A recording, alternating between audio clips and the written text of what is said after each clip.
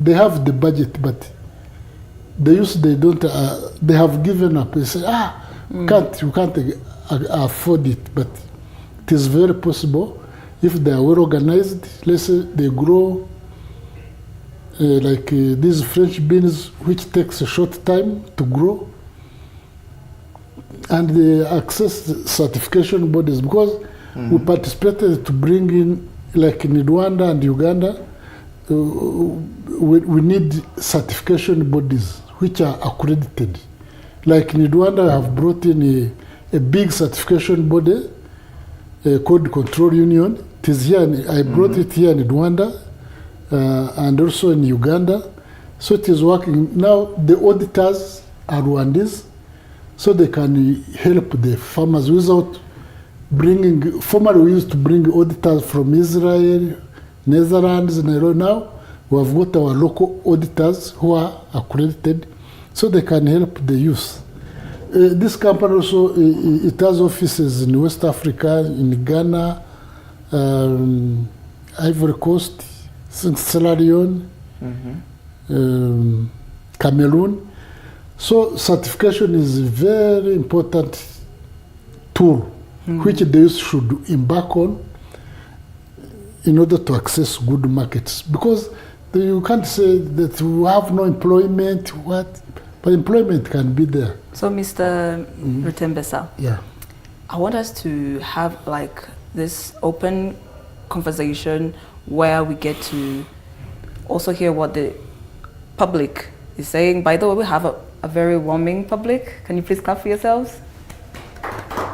It's a pleasure to have you guys here, and I hope that you guys are going to be attentive and learn from the senator himself. So I want to start our area of discussion from your childhood, because we want to know you better, and we want to know what really triggered this commitment toward agriculture and rural development, you know? And that's actually my first question, you know. Growing up in Rwanda and Uganda, what really triggered this commitment towards agriculture and rural development? As for my case, my childhood, I was born here as a child, but because of past political upheavals, I found myself in Uganda as a child, like many leaders. So I grew up in Uganda, studied in primary, secondary, then university. I went to University of Sierra Leone to study agriculture. So from there, I came back. By that time, Uganda had adopted most of us. So when I came to Uganda, my first work was in research as a scientific officer for coffee and cocoa agronomy. Then with time, so in Uganda, I was mainly focused on research, agronomy, research on coffee agronomy and cocoa. So around the 90s, 94, we were able to return to Rwanda. Maybe you have heard about it. Yeah. So when I came, I joined again coffee production. By that time it was, see, most of the Rwandese here, most of them were young. It was called Osiri Cafe, or Rwanda Coffee Board. So I was in charge of research and planning. Then I joined the Ministry of Agriculture as regional director for agriculture. Then I got scholarship to go to study in UK to do my master's. So when I came back, we started now Rwanda Bureau of Standards. I was among the few people who started it. Rwanda Bureau of Standards? Rwanda Bureau of Standards, wow, which is here now. Yes. So I worked there, we developed it from scratch. So it took off. Then we found that it was important to join international certification bodies, because by that time, Rwanda Bureau of Standards was not accredited. It could not give a certificate, let's say, on coffee, which would be accepted abroad. So through conferences, we managed to convince the Israeli company called Control Union to come and start shop here. So from there, it began certification of many farmers. Now, so many farmers are now certified according to different standards, mainly global gap in horticulture. In coffee, we have got coffee practice, we have got Rainforest Alliance. All these are different standards required by different buyers in Europe.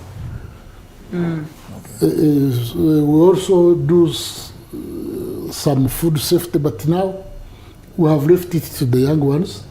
So now I am focused mainly on medical cannabis certification. Oh, wow. Certification. So The government of Rwanda has selected me to grow, process, and export medical cannabis, which is also has also to be certified. yes. So now it is where I am, but once in a while, I can do some consultants, mainly training in horticulture, like avocado, because avocado now is on high demand. The variety called Hass. So at times I do consultants for a few days. So what exactly triggered? It is because I studied agriculture, so I was in that field. So Oh, okay. So the opportunities were there. There are many. Okay. So I found myself in agriculture ever since. From 19, most of you were not born maybe, from 98. No, 88. Yeah, okay. 88, that is when I did my first appointment in agriculture as scientific officer in Kawanda in Uganda. So I grew from there in agriculture up to now. So I'm an agriculture man. That's amazing. Melvin, do you have a question? Yeah, like you have said you have been in Sierra Leone at university. I want to know how did your educational journey in Sierra Leone shaped your vision of development of agriculture in Africa? Okay, in the University of Sierra Leone, I attended the Njala University College, which is mainly an agricultural college. So I specialized in agriculture. Then when I went to Uganda, I was immediately taken up as scientific officer in coffee, cocoa agronomy. So in Sierra Leone, my degree was 4 years. So I had good background in agriculture. So that is why all the way I have been in agriculture, I don't find any difficulty in joining any agriculture sector. Because that's your sector. It is my area of specialty. That's amazing. So, guys, we're going to give you the time to ask our guests the questions. I hope you guys are very prepared. We're going to pass the mic. Ladies first, if you don't mind. Ladies first. You ask the question, you say your name, where you study, and then you ask your question. Pass her the mic, please.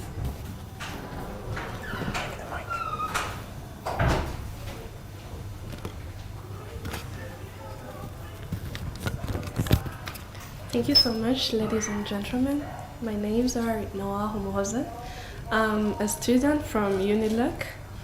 I'm attending Environmental Disasters and Emergency Management.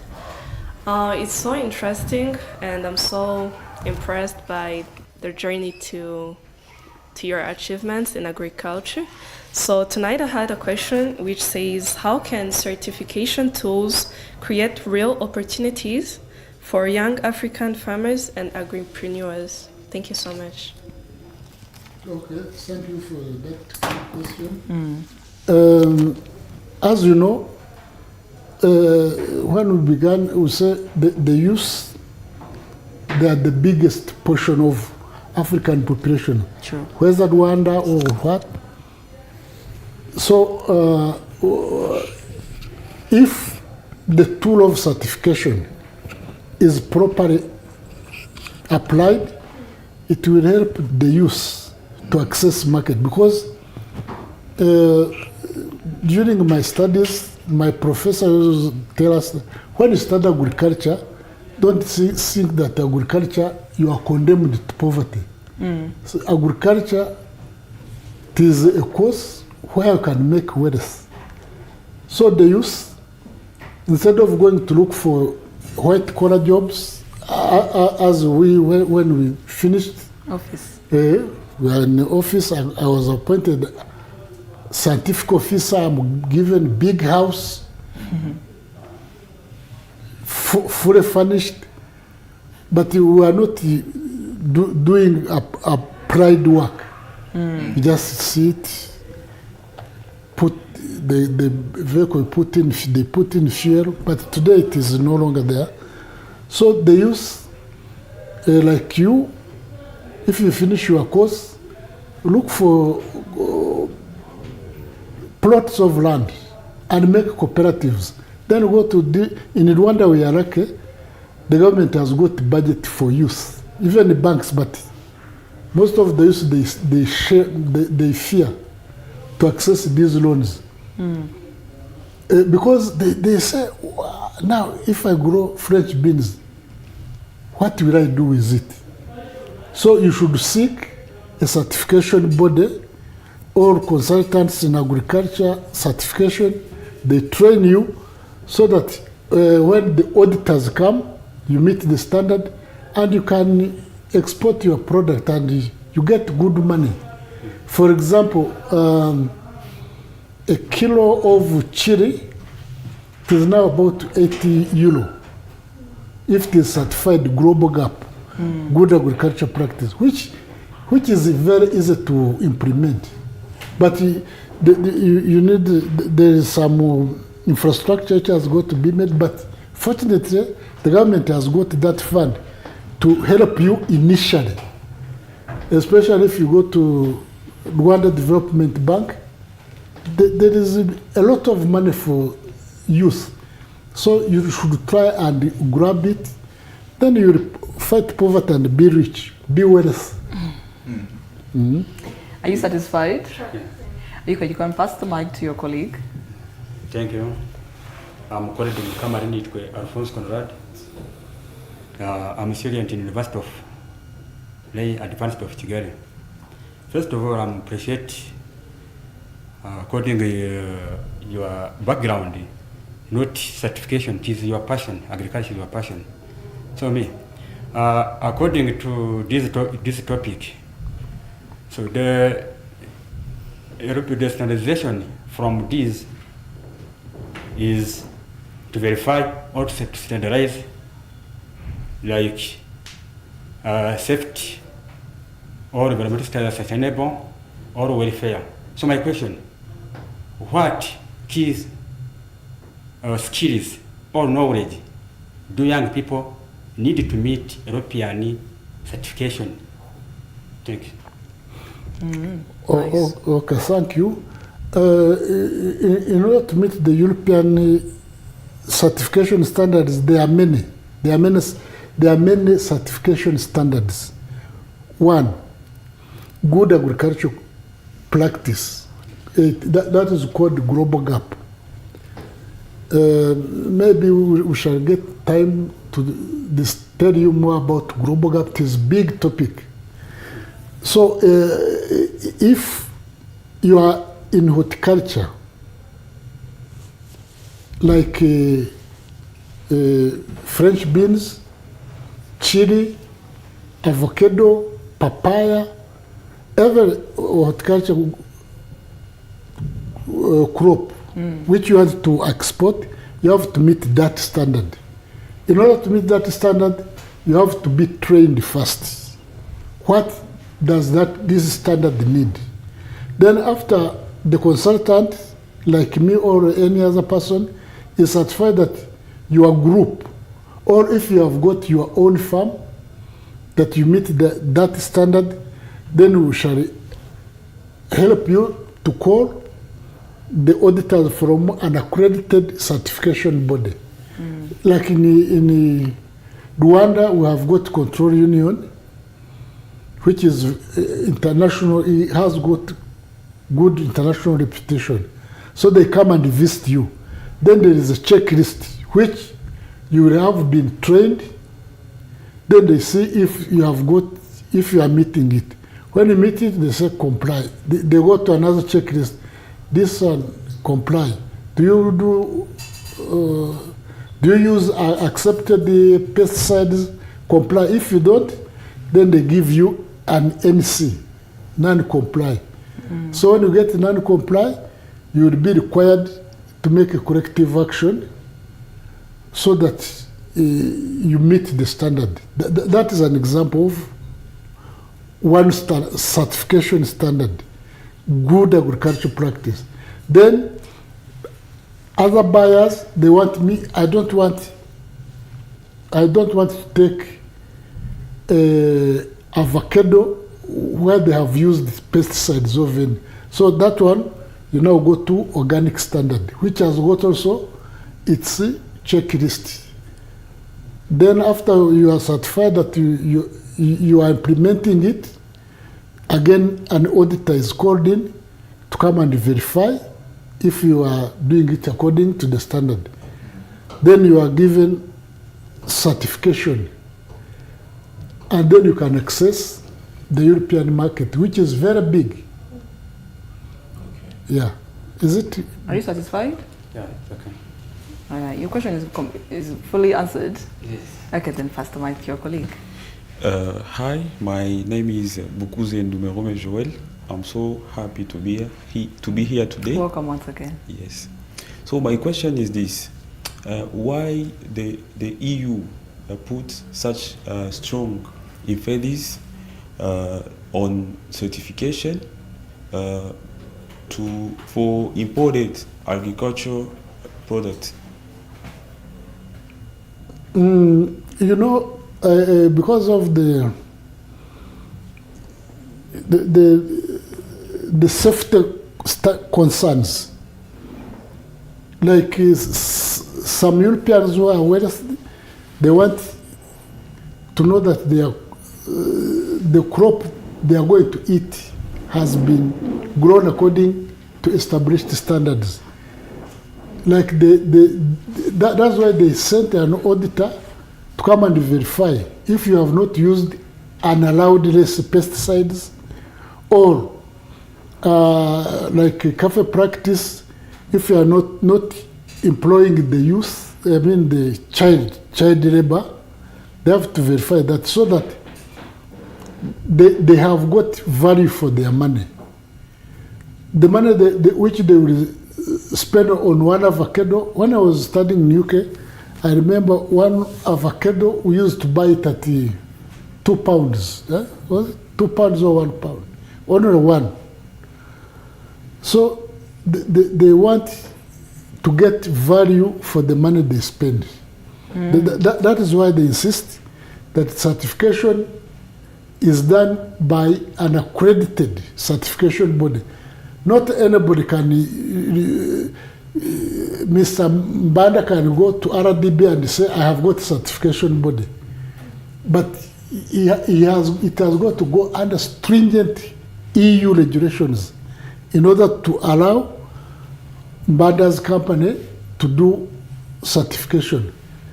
So there is a concern for safety. It is mainly because of safety. Because now there are many chemicals which can be harmful. They want to kill insects, but the residues also can affect human beings. Because also, like recently when we certified the avocado farm in Eastern Province, we had to measure the residues, pesticide residues, to show that the residues there, they are safe. So we have to use an accredited laboratory. An accredited laboratory to do those tests is the one which is ISO 17025. Have you heard about it? Yeah. You did? So don't use any type of laboratory. So it is stringent. So you have to pay value. But then I'm curious, does these high standards only apply for Africans? No, even Europeans themselves. So we have to meet the same standards as them? Okay, that's nice. We have to meet the same standard. But for the Europeans, they don't have coffee, they don't have tea, they don't have avocado. So have that advantage. Okay. That's nice. That's good to know. But for French beans, at times in summer they can grow. French beans and the snow peas in summer. Then when winter comes, they can. So our climate is good. Then we grab that opportunity and we export a lot during winter.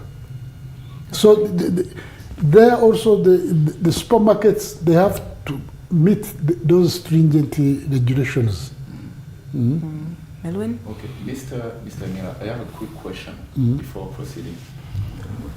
In your first answer to the question of one participant gave you, you have said that young people, you have made a vision, a point. Young people of today are not interested in works concerning agriculture. They are more interested in white-collar jobs. How can we do to make young people today interested about agriculture? Yeah, it is a process. There are ministries of youth. It is a process to sensitize them, to show them the benefits of entering agriculture and doing certified agriculture. Although the local production also, you can get money still, but when you are targeting export, that's when you can get good money. So it is to sensitize them, and they will know, because nobody wants to be poor. No one. Every youth wants to have good shoes, a good shirt, good telephone. But why will he get it? Because white-collar jobs are finished. True. So, but the land is still there, and when you grow food, you will not lack market. Actually, and you will get good money. Good money from it. For example,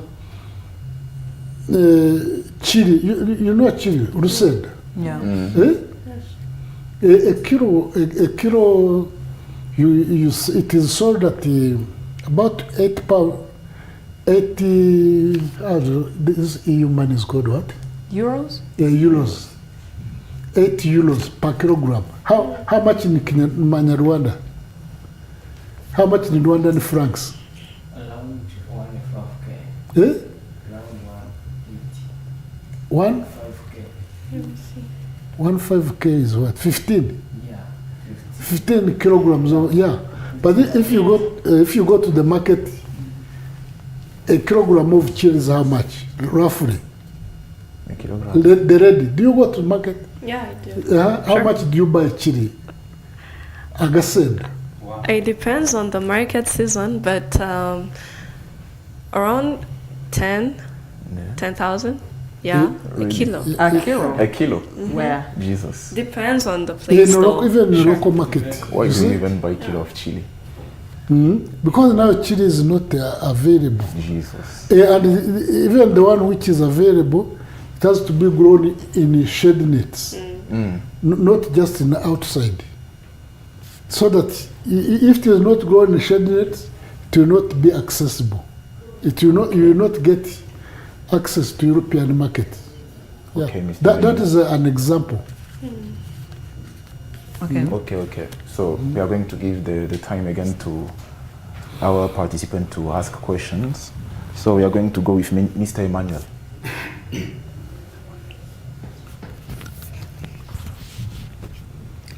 Yes.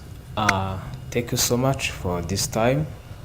I have heard your background in agriculture. I was so surprised to see a man like you for the background in agriculture have a good background. So I have a questions. One is that the African Youth Sufficiency informed those certifications requirements. If not, what are missing to get those certifications? That is my question. The second question is that you see, to get certifications, international certification, there's some barriers that can be a barriers for the youth to get that certification. Is there a way of harmonizing those barriers or harmonizing the standard for the youth to get certification? Is it? Thank you so much. Okay. Thank you for your questions, which are really, which everybody faces. First of all, certification it costs some fee. So you will not get it for free. Okay. You will be required to pay money for consultants first of all, then money for certification. But for the youth, that is what, when I was beginning, you should group yourself in cooperatives. When it is a cooperative, it is easier. We do what we call group certification. Let's say for organic, if you want to export organic chili, like you, let's say in a sector or a district, you make a cooperative, then you shall do what is called group certification. All of you get one certificate, you export as one unit. So that one, it will reduce the cost which you incur, all that one. So you incur it, you pay the fee as one unit. So that one, it will make it easier for you to access the market. Another challenge is that you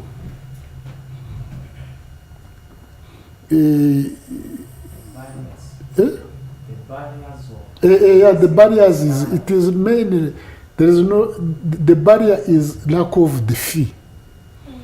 The fee, the certification fee, and the training fee.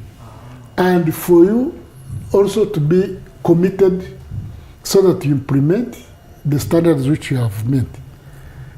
For example, some farmers whom we have seen, at times when they get the certified special organic, they think that at night, if they are insecticide, I will spray at night, they will not see me. But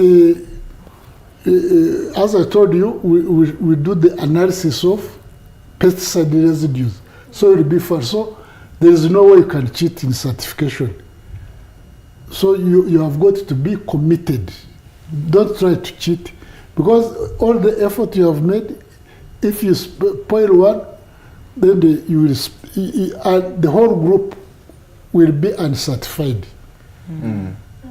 So you have to be committed and try to access the money. At least in Rwanda, I know that the government has got funds to support the youth. If you go as a group and say, we want to do this, they will be able to support, because unemployed youth is time bomb. So the government has put in some money for you to access, but most of you, they don't.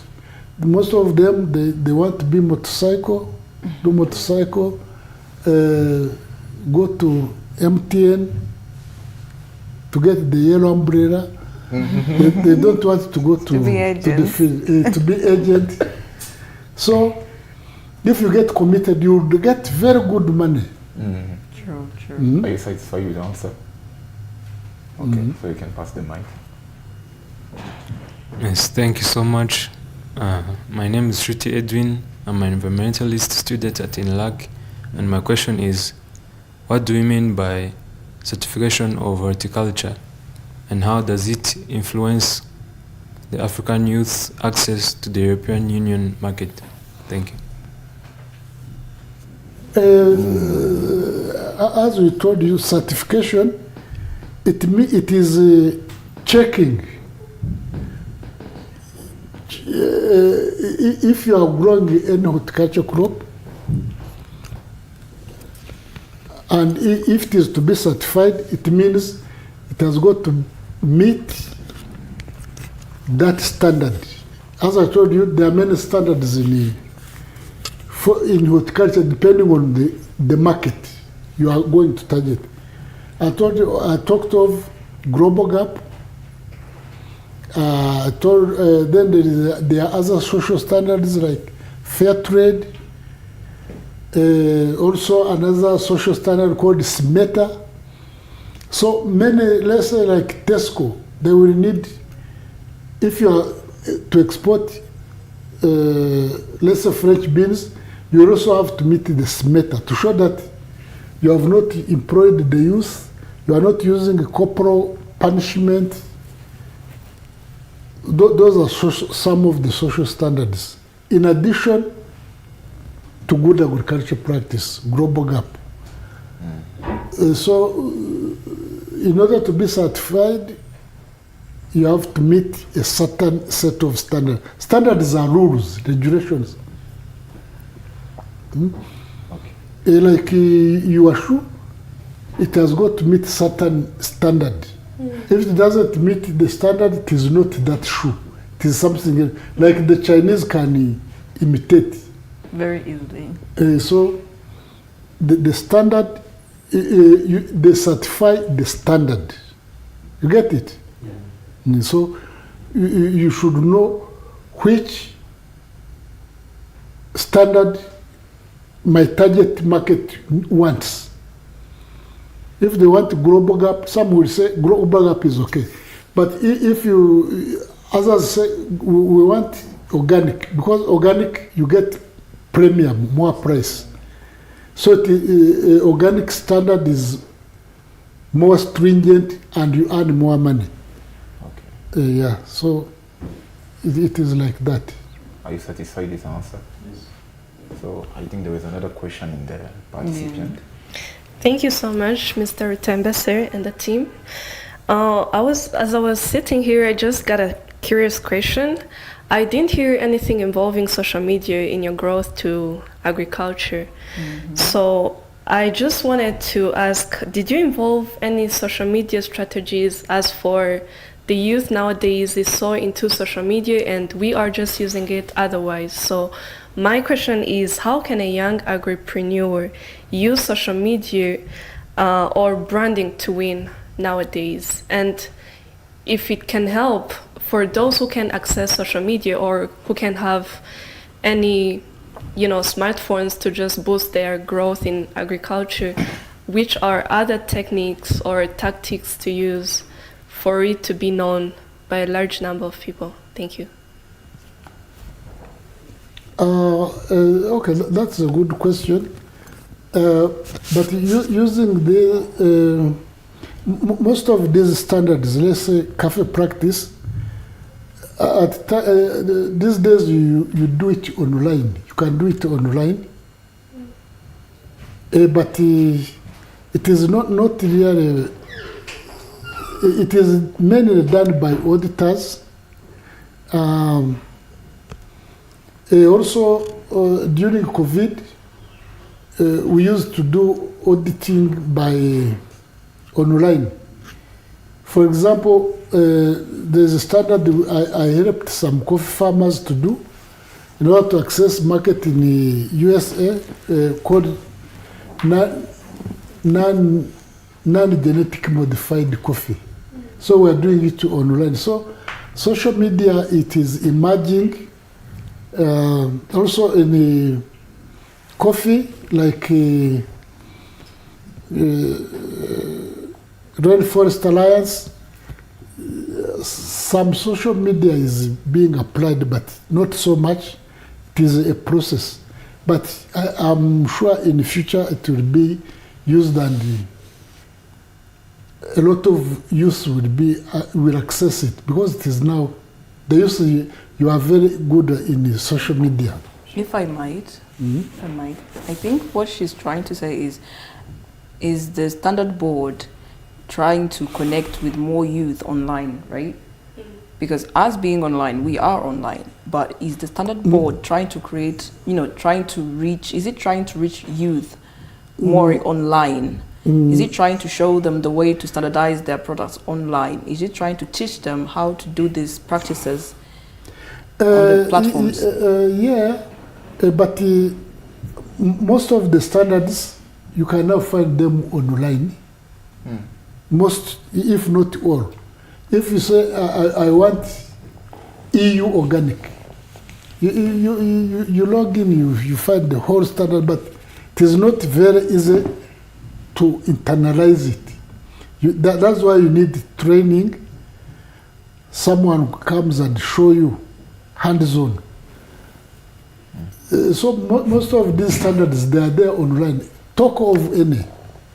You can, when you go, you look for Rainforest Alliance, Global Gap, Good Agriculture Practice, look for SMETA, look for Fair Trade. All standards, they are online. But it is not so easy for the beginner to comprehend them and pass an audit. But it is possible to teach yourselves. Then the consultant will not spend many days with you, because the consultants we charge per day. So if I spend with you 4 days, maybe I charge you $400 per day. It will be, but if you are green, I will spend more days with you and you will pay more money. Like you said before, Trump will cut it. You said there was training so many youth on standards. So if you have those tools, IT tools, you can even educate yourselves in your university, in your libraries, even on your phone. So it is possible to do online, but it is not well developed, but it is a possibility. Are you guys satisfied? Sure. So, Mr. Rutembesa, I was also wondering, do you think that in the near future, the certification or the standardization of agriculture and these things that we are talking about, do you think that it will be more of an opportunity or a barrier for the global trade and for the African youth who are trying to be in this business? No, it is different. It is going to be an opportunity. It is an opportunity which is not grabbed. It is an opportunity. Many people, they don't understand how it should be done. But it will be an opportunity which is latent now. So if it explodes, the Europeans, they need our products and they want them to be certified. So it is a big opportunity. Even now,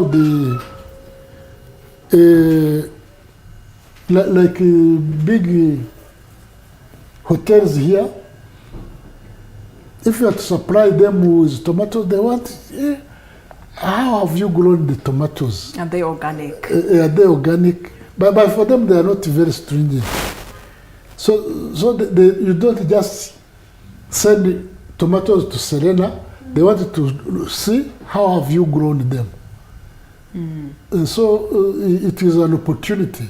And in Serena, the price is better than in the open market, because this tomato we eat in the open, in Chimirong market, they spraying a lot of pesticides. So this is why there are a lot of sickness these days, which from pesticides, because there is no certification.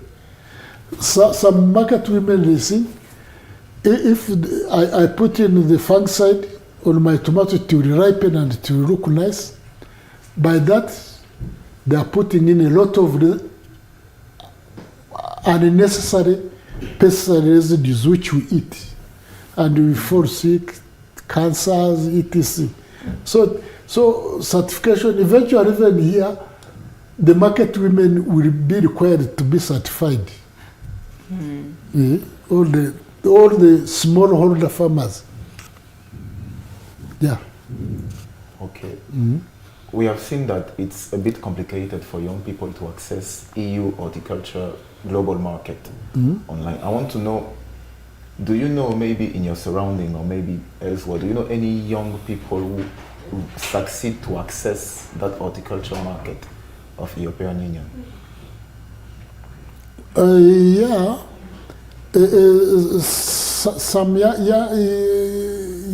Rwandese in horticulture, they are trying to access the market in the Middle East, also in Europe, but the groups are still, they are still few. But even they use in the cooperatives, most of these cooperatives, they are managed by young people. So by that extension, they are beginning to access these markets, especially when they are grouped in cooperatives. Okay. So Then that's amazing. That's amazing. It is really possible there. If you go to Nayebu, you all speak in Rwanda? Yes. Not all of them. No. Have Even you? Even I don't speak. Have you? If you go to Nayebu, Rwanda horticulture export, you will go and find many groups are in the use below 35. So they are there. You can go and visit them. If you are interested, I give you my contact guy there who can show you the list. Even the list, you can access it online.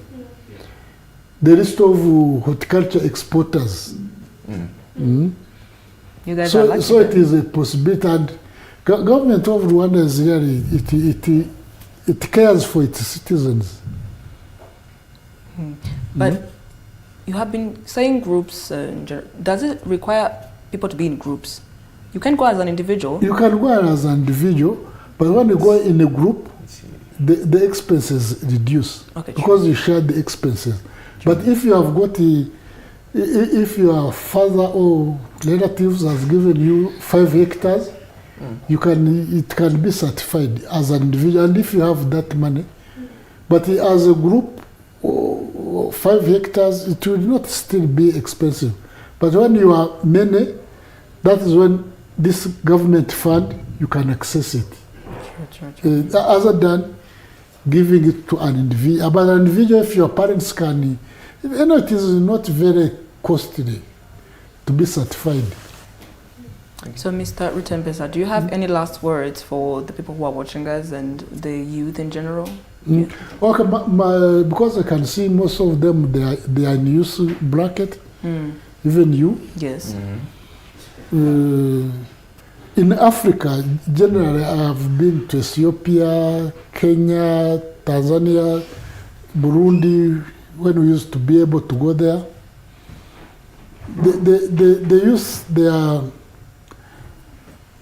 They should grab this opportunity and fight poverty, because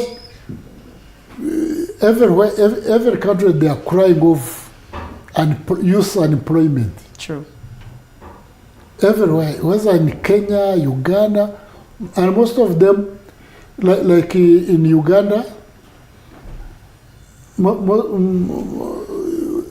just in the suburbs of Kampala, not very far, you find land is lying idle, because most of those, they have left it They have wanted to do motorcycle in Kampala. It's the same in Rwanda here. If you go to the northern, you find a lot of idle, but boys come here to do motorcycle or house boys. But if they can do farming and grab the opportunity which government has put in place, you would create wealth and bring in most of dollar, because these days they threaten us with sanctions, what? But if you export beans or chili, we earn dollars. We can, to hell with the American aid or sanctions. So we have the opportunity. First of all, the government of Rwanda is pro-people. We have security. We have good fertile lands. So we can grab this opportunity and Go ahead. and export and create wealth for yourselves and for the country. And this can be applied to everywhere. Even Sierra Leone is the same, where I spent 4 years. The youth there also, they got Freetown to.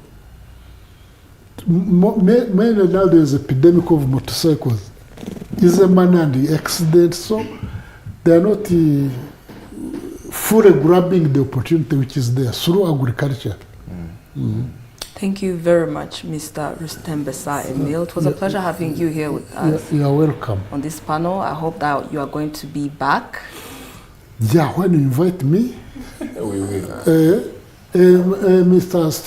Stephen is my good colleague. We have been together for a long time. So when he told me, I said, yeah, that is very good.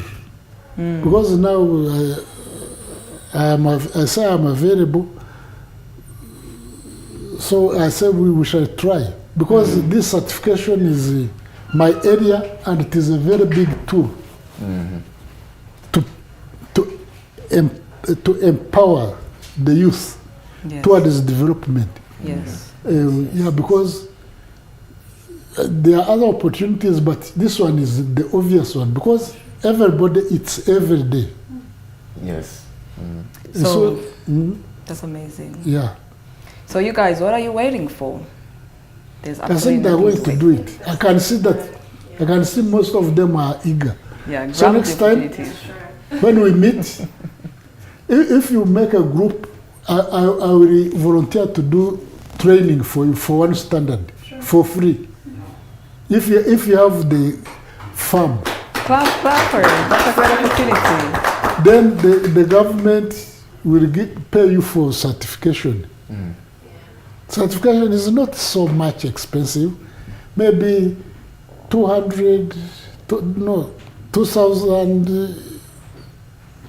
$4,000 for a group. So I would like to know, it's only for international or national? no, Rwanda we don't care as long as you are an African or a citizen of Rwanda. Clap for it. That's a great opportunity. As long as you are a citizen of Rwanda, you are registered legally, you have got your residence, we don't care, because most of us who have grown up also in other countries, so we can reciprocate. That is, the government is willing. If you see, I was certifying one Nigerian company. It is called, he's exporting a lot of horticulture. It is called the Souk Farms. Have you heard about it? Located in Rwanda. Yeah. Okay, nice. He's exporting a lot. A Nigerian. A Nigerian company. What products in particular? French beans, avocado, chilies. He's exporting. Is he using the Rwandan land? Yes. Oh, that's amazing. He raises it. Oh, he has bought some, but he has many in many different places. I was doing. I was helping him. he was given money by USAID. So I was helping them to meet the global gap option 2. But now USAID funds are no longer there. But he has got a good market in UK, in France, Belgium. He's doing very well. It is one of the biggest companies. And the government has given him cold trucks. The government does it. Because those dollars, they come to Rwanda. True. They don't go to Nigeria. Of course, of course. So don't worry if you are not a Rwandese. You can. It is open, Mr. Bada. Am I wrong? Yeah, you're right. He's very right. So thank you very much, Mr. Rutembesa. Thank you, Melwin. Thank you, Sangwa. Please clap for yourselves. It was nice having you guys here. You know, it was amazing. It was an amazing session. I hope that every one of you learned something and is taking something home. You know, what are you waiting for the people who are watching us? Grab the opportunity. Actually, agriculture is one of the sectors that earns the highest amount of money. When you do it right, you get the benefits of it. So grab the opportunity, as Mr. Rutembesa told you, standardize your products and get to do the job well. You know, get the job well done, you know. So without wasting so much time, thank you again for being with us tonight. It was me, Sangwa, at the presentation.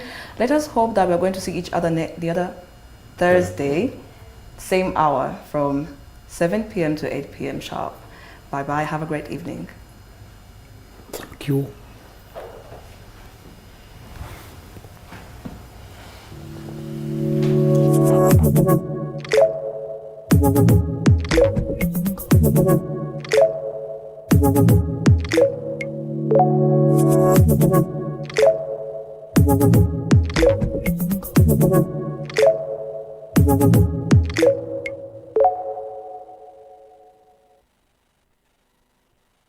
Losing friends, 'cause of the rules.